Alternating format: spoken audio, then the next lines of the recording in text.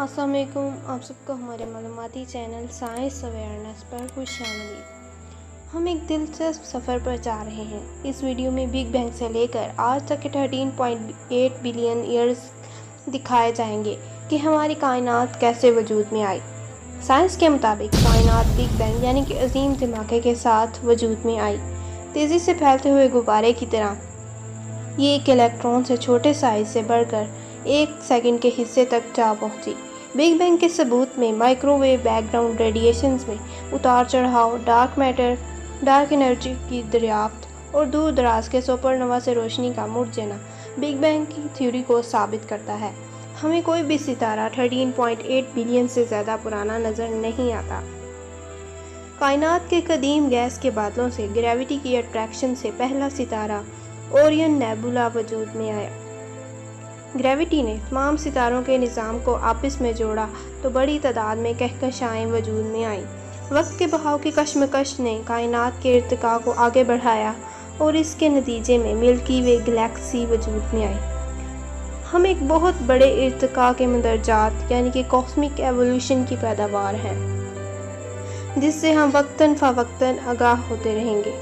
Gravity बहुत बड़ी creator है जिससे कायनातें वजूद में आती हैं, लेकिन ये सब तबाह कर देने वाली भी है, क्योंकि जब सितारे का फ्यूल ख़त्म हो गया तो हमारे सूरज जितना बड़ा सितारा 15 टाइम्स कोलैप्स कर गया, यानी कि फटा, तो इसका तमाम मादा मैटर इनफाइनाइट वॉइड में उछला तो स्टेलर मैस ब्लैक होल वजूद में आया।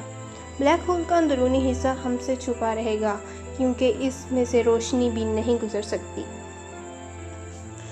जब यह सितारा अपनी ही ग्रेविटी से गर्म हुआ तो इसकी बैरूनी परतें न्यूट्रॉन कोर पर अंदर की तरफ मुड़ गईं और इसी तरह इसे मज़ीद कुचल दिया और अरबों डिग्री तक फट गया, जिसे सुपरनोवा कहा जाता है। इसकी वजह से हवा में बड़ी मिकदार में तवानाई और मादे खारिज हो गए थे। तो जब इन गैसों में से हाइड्रोजन गैस के बादल ग्रेविटी की ताकत की वजह से फटे तो नया सितारा सूरज बना और साथ ही सियारे भी वजूद में आ गए।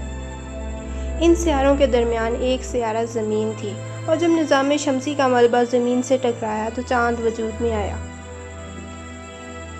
इब्तदाई तौर पर ज़मीन जब वजूद में आई तो एक मोल्टन हेल की तरह थी।